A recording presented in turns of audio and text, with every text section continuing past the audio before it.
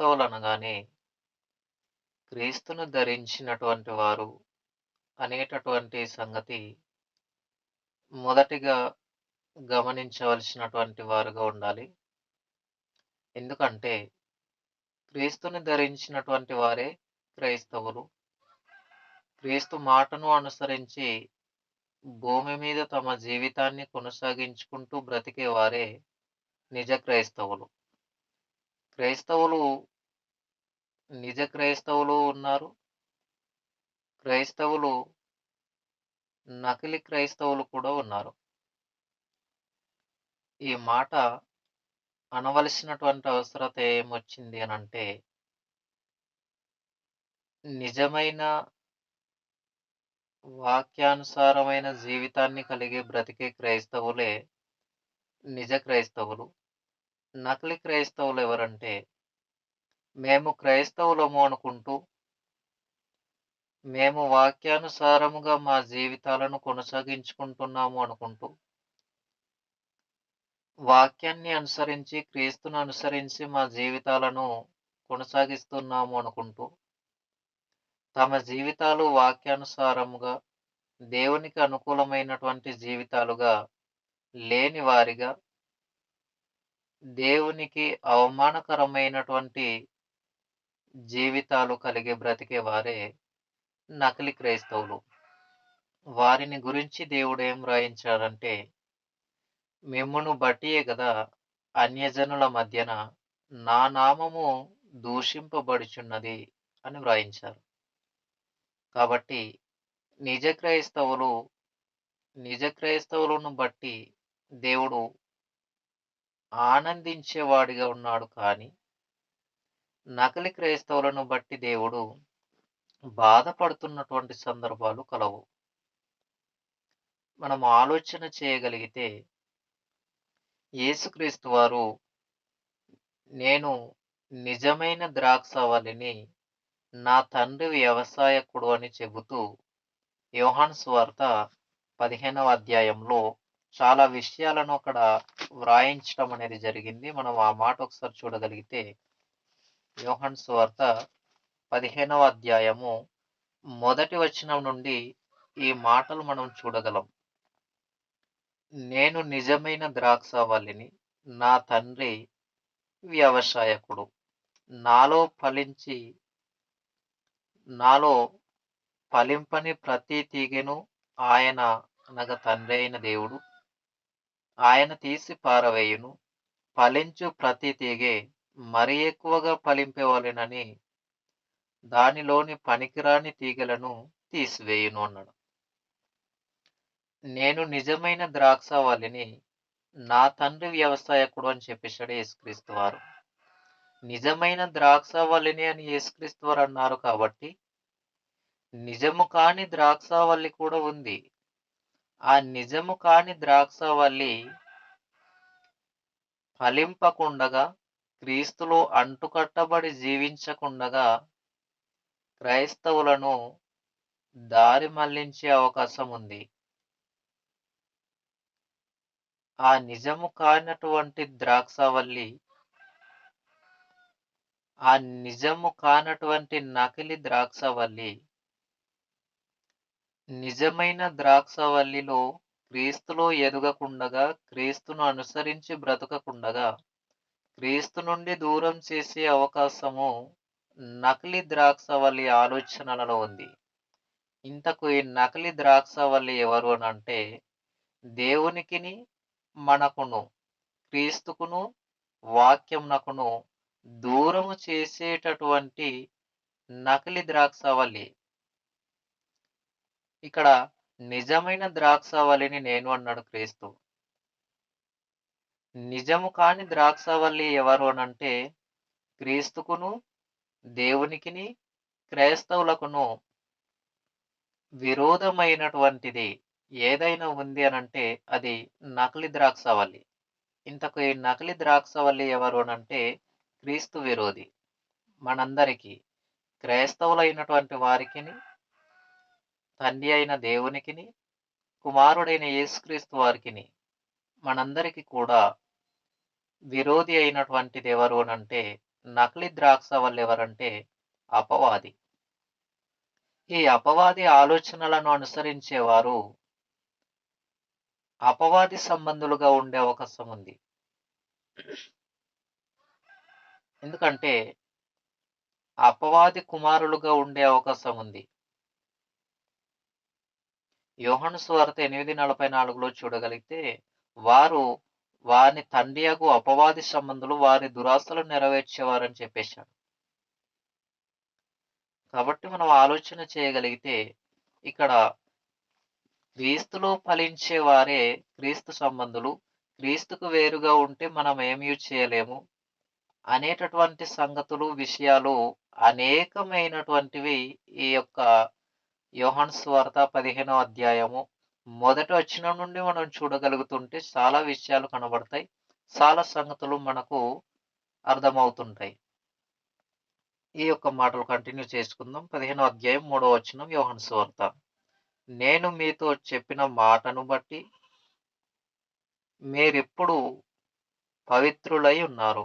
నాయందు నిలిచియుండుడి, మీ యందు నేనును నిలిచియుందును.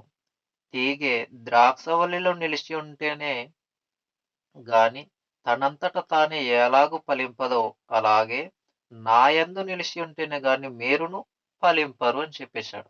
అంటే యేసుక్రీస్తులో మనము క్రైస్తవ జీవితాలు కలిగిన మనము, క్రీస్తును ధరించినటువంటి మనము, యేసుక్రీస్తు యందు నిలిచి ఉంటేనే తీగెలుగా ఉన్నటువంటి మనము ఫలించే అవకాశం ఉంది. తీగలంటే ఎవరిక్కడ?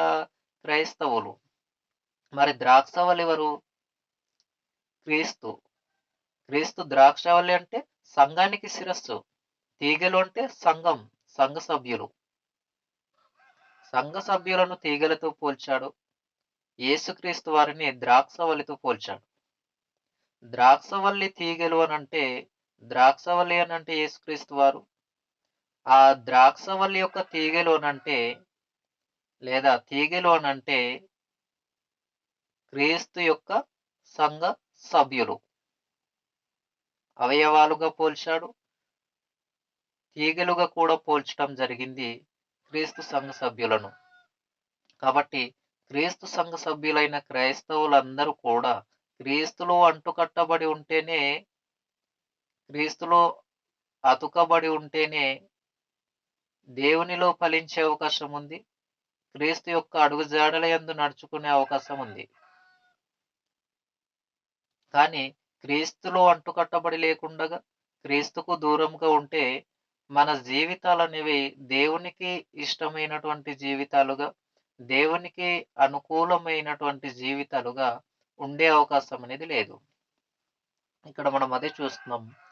ఇప్పుడు ఈ మాటలు మనం చూస్తున్నప్పుడు, చదువుచున్నప్పుడు క్రీస్తులో మనము అంటుకట్టబడి ఉంటేనే, క్రీస్తుకు అనుకూలమైనటువంటి జీవితాన్ని కలిగిన వారిగా ఉంటేనే దేవునిలో ఫలించేవారం, క్రీస్తులో ఫలించేవారం. ఆత్మీయ జీవితాన్ని మనము కొనసాగించుకునేటటువంటి వారంగా ఉంటాం. దేవుని దృష్టికి ఇష్టమైనటువంటి వారిగా ఉండే అవకాశం ఉంది. తర్వాత 5వ వచనాన్ని కూడా మనం చూడగలిగితే, ద్రాక్షవల్లిని నేను, తీగెలు మీరు. ఎవడు నాయందు నిలిచి ఉండునో, నేను ఎవని యందు నిలిచి ఉందునో వాడు బహుగా ఫలించును. నాకు వేరుగా ఉండి మీరేమీ చేయలేరు అని చెప్పేశాడు. ఇక్కడ క్రీస్తు వారు ఏమంటున్నారంటే, ద్రాక్షవల్లిని నేను, తీగలు మీరు. అంటే తీగలు అనగా, తీగలు అనగా ఎవరు? క్రీస్తు సంఘ సభ్యులైన క్రైస్తవులు. క్రైస్తవులందరూ కూడా, క్రీస్తుని ధరించిన వారందరూ కూడా తీగలు. ఏ తీగలు? క్రీస్తులో అంటుకట్టబడి ఎదిగేటటువంటి తీగలు. మరి క్రీస్తు వారు ఎవరు అనంటే ద్రాక్షవల్లి. క్రీస్తు వారు అంటున్నారు, నేను ఎవని యందు నిలిచి ఉందునో, నా యందు ఎవడు నిలిచి ఉండునో వాడు బహుగా ఫలించును అంటున్నాడు. నాకు వేరుగా ఉంటే మీరు ఏమీ చేయలేరు అంటున్నాడు. ఏమీ చేయలేరంటే ఫలించే అవకాశం లేదు. క్రీస్తులో ఫలించేటటువంటి అవకాశం లేదు అని అర్థం. ఆత్మీయ జీవితంలో మనం ఎదిగే అవకాశం లేదు అని అర్థం. మరొకసారి ఈ యొక్క 5వ వచనాన్ని మనం చూద్దాం. ద్రాక్షవల్లిని నేను, తీగలు మీరు. ఎవడు నా యందు నిలిచి ఉండునో, నేను ఎవని యందు నిలిచి ఉందునో వాడు బహుగా ఫలించును. నాకు వేరుగా ఉండి మీరేమియు చేయలేరన్నాడు. కాబట్టి మనం క్రీస్తులో అంటుకట్టబడి ఉంటేనే ఎదిగేటటువంటి అవకాశం ఉంది. క్రీస్తును అనుసరించి బ్రతికే అవకాశం ఉంది. క్రీస్తుకు దూరంగా లోక ఆచారాలకు సమీపంగా దగ్గరగా ఉండగలిగితే గనుక, క్రీస్తును విమర్శించగలిగితే గనుక, క్రీస్తుకు దూరంగా ఉండేటటువంటి అవకాశం ఉంది. క్రీస్తులో ఫలించకుండగా ఆత్మీయ జీవితాన్ని మనం నష్టపోయే వారిగా ఉంటాం. 6వ వచనం. ఎవడైనను నా యందు నిలిచియుండని ఎడల వాడు తీగవలె బయట పారవేయబడి ఎండిపోవును. మనుషులు అట్టి వాటిని పోగు చేసి అగ్నిలో పారవేతురు, అవి కాలిపోవును అన్నాడు. అంటే క్రీస్తునందు అంటుకట్టబడి మనం లేకపోతే అగ్నిలో వేయబడే ప్రమాదం ఉంది. ఎప్పుడు అనంటే ఇది తీర్పులో జరుగుతుంది. తీగలు పనికిరాని ఉంటే మనం ఏం చేస్తామంటే వాటిని తీసి కాల్చివేస్తాం. అలాగే తీర్పులో జరుగుతుంది అని చెబుతున్నాడు. సంఘంలో ఉన్నటువంటి సంఘ విశ్వాసులైన క్రైస్తవులకు యేసుక్రీస్తు వాని యొక్క రెండవ రాకడ తరువాత తీర్పు జరుగుతుంది. ఆ తీర్పులో పనికిరాని తీగలైనటువంటి వాటిని తీసి పారవేసే అవకాశం ఉంది. తర్వాత అవి కాలిపోతాయి అంటున్నాడు. కాబట్టి 7వ వచనం. నా యందు మీరును మీ యందు నా మాటలను నిలిచి ఉండిన ఎడల మీకేది ఇష్టమో అడుగుడి, అది మీకు అనుగ్రహింపబడునన్నాడు. క్రీస్తు యందు మనం అంటుకట్టబడి ఉండాలి. క్రీస్తుకు అనుకూలమైనటువంటి జీవితాన్ని కలిగిన వారిగా ఉండాలి. 8వ వచనం. మీరు బహుగా ఫలించుట వలన నా తండ్రి మహిమపరచబడును. ఇందువలన మీరు నా శిష్యులగుదురు అని చెప్పేశాడు. మనము ఆత్మీయంగా ఫలించుట వలన తండ్రి మహిమపరచబడును అని చెబుతున్నాడు. తండ్రి అంటే తండ్రి అయిన దేవుడు. మరి ఈ మాట చెబుతున్నదెవరు? యేసుక్రీస్తు వారు. యేసుక్రీస్తు వారు అంటున్నారు, మీరు బహుగా ఫలించుట వలన నా తండ్రి మహిమపరచబడును. మనం ఈ భూమి మీద ఉన్నప్పుడు ఫలించాలి. లోకాచారాలను అనుసరించి, లోకపరమైన జీవిత ప్రకారం ఫలించుట కాదు. ఆత్మ సంబంధమైనటువంటి జీవితాన్ని కొనసాగించుకుంటూ, ఆత్మీయంగా మన జీవితాలు పెంపొందించుకుంటూ, అభివృద్ధి పరుచుకుంటూ, ఆత్మీయంగా ఫలించాలి అని చెబుతున్నాడు.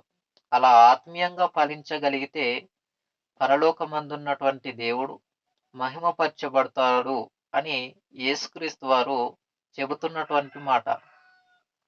కాబట్టి క్రీస్తు యొక్క అవయవములుగా, క్రీస్తు యొక్క తీగెలుగా ఉన్నటువంటి క్రీస్తు సంఘ సభ్యులమైన మనమందరం కూడా క్రీస్తులో ఫలించే వారిగా ఉండాలి. క్రీస్తును ధరించుకున్నటువంటి కుమారులుగా ఈ భూమి మీద బ్రతకాలి. అదే దేవుడు కోరుకుంటున్నాడు. అలా బ్రతకకపోతే నిత్య నరకాగ్నిలోనికి ఆత్మలు ఆహృతయిపోతాయి. దానినే దేవుడు నిత్య శిక్ష అనేసన్నాడు. నిత్య జీవము అనేది పరలోకమైతే, నిత్య శిక్ష అనేది నరకము. కాబట్టి మనం ఆలోచన చేయగలగాలి. ఈ మాట ఎక్కడ కనబడతదంటే మత్తయి సువార్త 25వ అధ్యాయం 46 చివరి వచనంలో మనం చూస్తాం. వారు నిత్య జీవమునకును, నిత్య శిక్షకును పోదురన్నాడు. నిత్య జీవానికి వెళ్ళేవారు క్రీస్తు సంఘ సభ్యులైనటువంటి క్రీస్తులో ఫలించిన తీగలుగా బ్రతికిన వారు నిత్య జీవమునకు వెళ్ళేవారు. క్రీస్తు సంఘ సభ్యులుగా పిలువబడుతూ ఉండి కూడా లేదా క్రీస్తును ధరించకుండగా ఉండినటువంటి వారు నిత్య శిక్షకు అనంటే నరకానికి ఎప్పటికీ యుగయుగాలు తరతరాలు కోటాను కోట్ల సంవత్సరములు నిత్య నరకాగ్నిలో కాలుతూ ఉండేటటువంటి అవకాశం ఉంది అని చెప్పేశాడు. కాబట్టి మరొక మాట చూద్దాం. ఎఫెసీయులకు వ్రాసినటువంటి పత్రిక 4వ అధ్యాయము. ఇక్కడ చాలా ప్రాముఖ్యమైనటువంటి మాటలు మనము చూడగలుగుతాము. ఎఫెసీయులకు రాసినటువంటి పత్రిక 4వ అధ్యాయము 13వ వచనం నుండి మనం జాగ్రత్తగా ఆలోచన చేయగలిగితే 13వ వచనం. కాబట్టి మీ నిమిత్తమై నాకు వచ్చిన శ్రమలను చూసి మీరు అధైర్యపడవద్దని వేడుకొనుచున్నాను. అవి మీకు మహిమకరములై ఉన్నవి. ఈ హేతువు చేత పరలోకమందున్నను, భూమి మీదను ఉన్న ప్రతి కుటుంబము ఏ తండ్రిని బట్టి కుటుంబమని పిలువబడుచున్నదో, ఆ తండ్రి ఎదుట నేను మోకాళ్ళుని, మీరు అంతరంగ పురుషునియందు శక్తి కలిగి, ఆయన ఆత్మ వలన బలపరచబడినట్లుగా గాను, క్రీస్తు మీ హృదయములలో విశ్వాసం ద్వారా నివసించున్నట్లుగాను, తన మహిమదైశ్వర్యమును బట్టి మీకు దయచేయవలెనని, మీరు దేవుని సంపూర్ణతయందు పరిపూర్ణులగునట్లు ప్రేమయందు నేను వే వేరుపారి స్థిరపడి సమస్త పరిస్థితులతో కూడా దాని వెడల్పు, పొడుగు, లోతు, ఎత్తు ఎంతో గ్రహించుటకును అని చెప్పేశాడు. ఇది 3వ వచనం. అంటే 3వ అధ్యాయంలో మనం చూసినటువంటిది. 3వ అధ్యాయంలో వెడల్పు, ఎత్తు, లోతు 18వ వచనంలో మనం చూసాం. ఇది ఎఫెసు పత్రిక 3వ అధ్యాయము 13వ వచనం నుండి 18వ వచనం వరకు చెప్పబడినటువంటి సందర్భం. ఈ సందర్భం ఎందుకు అనంటే, ఒక క్రైస్తవునిలో ప్రేమ అనేది కనబడాలి. క్రీస్తు యొక్క తత్వం అనేది కనబడాలి అని చెప్పుటకు ఈ యొక్క మాట మీకు ఎగ్జాంపుల్‌గా వాడవలసినటువంటి అవసరత వచ్చింది. ఇప్పుడు పద్ 14, 13 వచనం నుండి చూద్దాం. అదే ఎఫెసీ పత్రిక 4వ అధ్యాయము, అది కూడా 13వ వచనం నుండి చూద్దాం. 13వ వచనం నుండి మనం చూడగలిగితే, పరిశుద్ధులు సంపూర్ణులగునట్లు క్రీస్తు శరీరము క్షేమాభివృద్ధి చేయుటకును, పరిచర్య ధర్మము జరిగించుటకును ఆయన కొందరిని అపోస్తలులుగాను, కొందరిని ప్రవక్తలుగాను, కొందరిని సువార్తికులనుగాను, కొందరిని కాపరులనుగాను, ఉపదేశకులుగాను నియమించెను.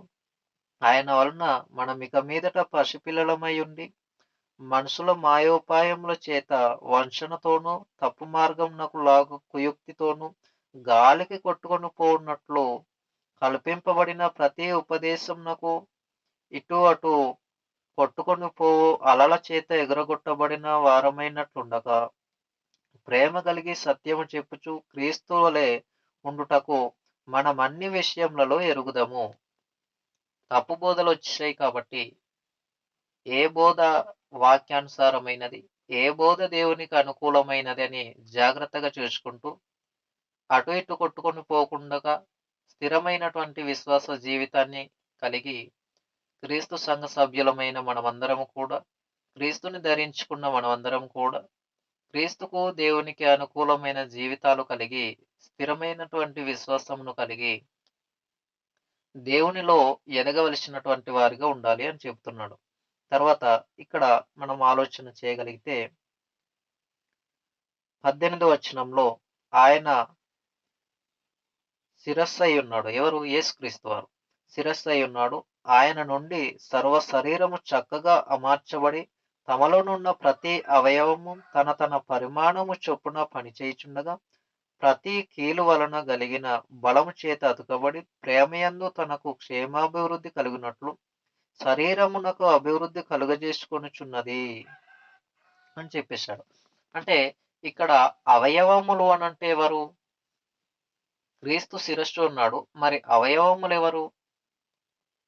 ప్రారంభంలో మనము యోహాను సువార్త 15వ అధ్యాయంలో మనము తీగలు చూసాం. ఆ తీగలు ఎవరంటే మనము. మరి ఇక్కడ అవయవాలు ఎవరు అనంటే, ఇక్కడ కూడా మనమే.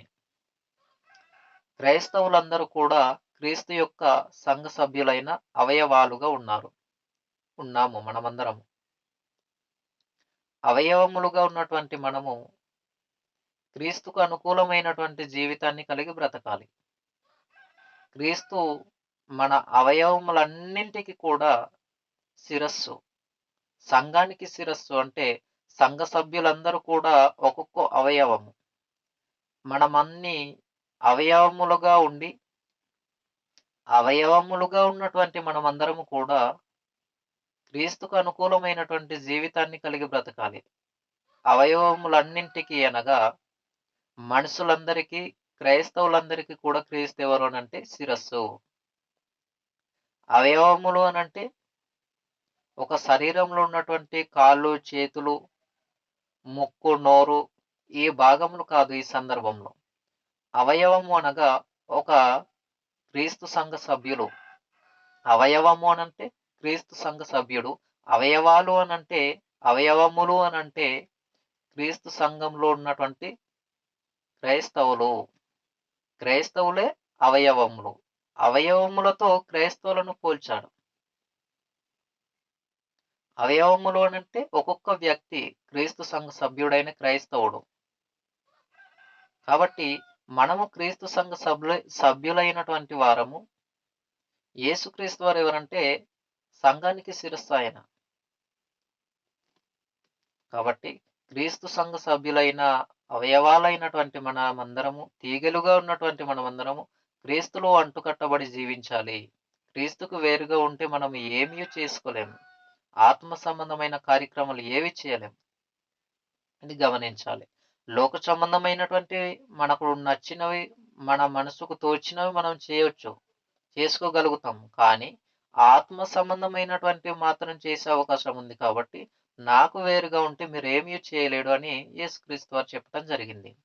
అదే ఎఫెసీ పత్రిక 5వ అధ్యాయం.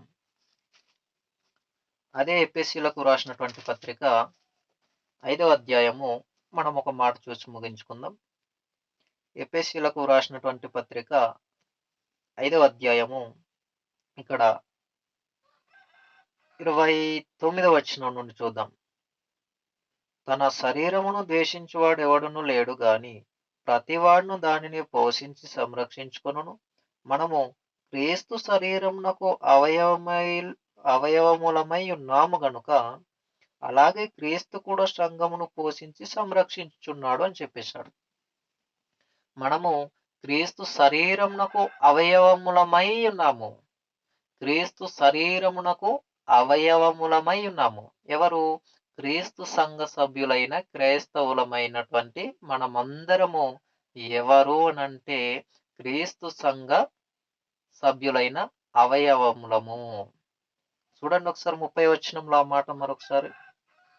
మనము క్రీస్తు శరీరమునకు అవయవములమై ఉన్నాము గనుక, క్రీస్తు శరీరమునకు మనం ఎవరము? అవయవములము అనంటే సంఘం. అవయవములమై ఉన్నాము గనుక అలాగే క్రీస్తు కూడా సంఘమును పోషించి సంరక్షించుచున్నాడు. సంఘాన్ని పోషిస్తున్నాడు. పైన అవయవములు అని చెప్పేసి కిందకొచ్చేసరికి సంఘం అని చెప్పేశాడు. ఆ అవయవములు ఎవరు అనంటే సంఘము అని చెప్పేశాడు. కాబట్టి ఆ అవయవములుగా ఉన్నటువంటి క్రీస్తు సంఘ సభ్యులైన క్రైస్తవులమైన మనమందరము కూడా క్రీస్తులో అంటుకట్టబడి బ్రతకగలిగితేనే, క్రీస్తుకు అనుకూలమైన జీవితాన్ని కలిగి బ్రతకగలిగితేనే నరకం నుండి తప్పించుకునే అవకాశం అనేది ఉంది. లేదు అనుకుంటే నిత్య నరకాగ్నిలోనికి ఆహుతి అయిపోయే ప్రమాదం ఉంది. కాబట్టి క్రైస్తవులమైనటువంటి మనమందరము ద్రాక్షవల్లెనగా యేసుక్రీస్తులో అంటుకట్టబడి యేసుక్రీస్తు యొక్క జీవితాన్ని కలిగిన వారిగా మనమందరము నడుచుకునేటటువంటి కుమారులుగా, ఈ భూమి మీద దేవునికి అనుకూలమైనటువంటి జీవితాన్ని కలిగి బ్రతికేటటువంటి వ్యక్తులుగా మనమందరము దేవునిలో ఎదగాలి, క్రీస్తులో ఫలించాలి. ఫలింపక ఉండగలిగితే గనుక ఆత్మకు నష్టమన్న సంగతి ప్రతి క్రైస్తవుడు, ప్రతి క్రీస్తు సంఘ సభ్యుడు, ప్రతి క్రైస్తవుడు కూడా, ప్రతి విశ్వాసి కూడా గమనించవలసినదిగా లోకరక్షకుడైనటువంటి యేసుక్రీస్తు వారి పేరిట మీ అందరికీ తెలియజేస్తూ ఈ మాటలు నేను ముగిస్తా ఉన్నాను. అందరికి వందనములు.